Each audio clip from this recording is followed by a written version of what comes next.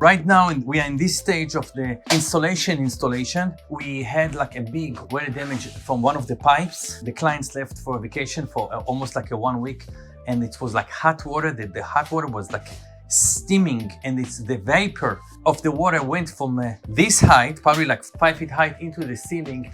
So it was drops of paint, of water from just everywhere.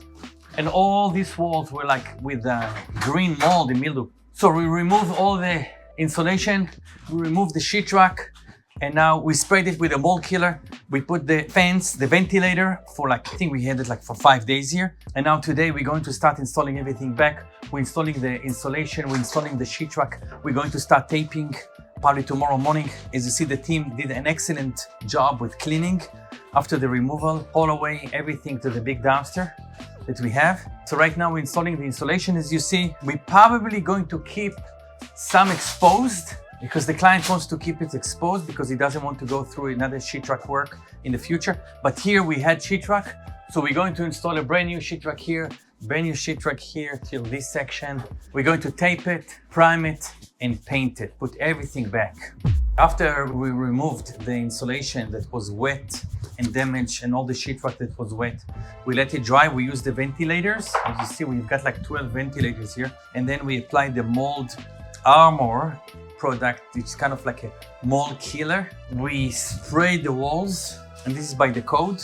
And then we used the ventilator. So this, we sprayed every single inch here that had water, that got water, in order to kill the mold and kill like potential mold that can grow there.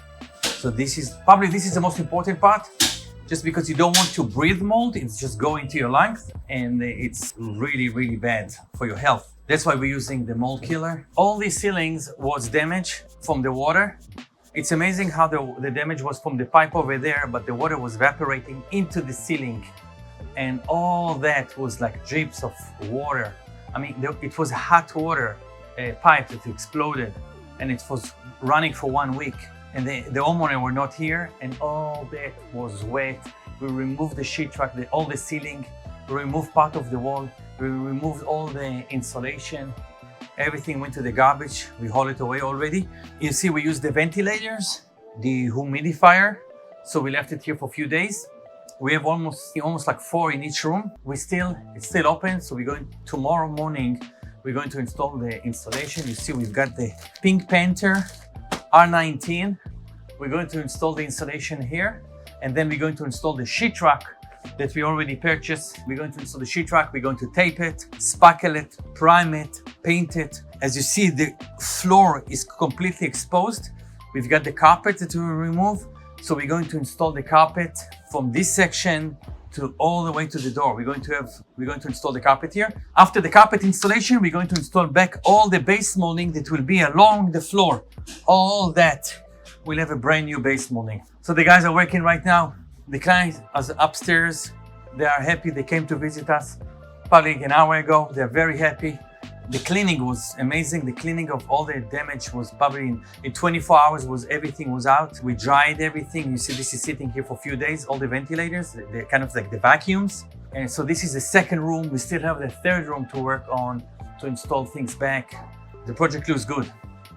As you see that after the water damage, we removed the carpet. Now the client asked us to keep the carpet that was damaged and just to let it dry and treat it with a mold killer. Now the reason that we did it, because you've got a humongous, probably like almost like 1,800 square foot basement, and the carpet is just go all through the basement. So there was no point just to cut this part of the carpet that got wet and put it in the garbage, because it's going to be very hard to find something even similar to that. This carpet was installed probably like 12 years ago. So it's going to be very hard. So they asked us to keep it. We're going to install it back. And then after the carpet installation, we're going to install the baseboard. I mean, of course, we need to put the drywall and the baseboard, and then we're going to do the final painting. But as you see, this is like a few days after the water damage, and now it's dry. We've got the ventilators. All this floor is exposed. You see this floor is exposed here. All this section was wet. The water was dripping from the ceiling, and this carpet was installed here. So as you see, we removed the walls, we removed the carpet, the baseboard, the insulation, the drywall. Huge project, but the client is relaxed, is happy. The plumbing was fixed, so there's no more water running here all over the place. We fixed everything that's related to the water, and now we're installing back. Yeah, probably it was like a week ago, something like that. So now we're installing everything back.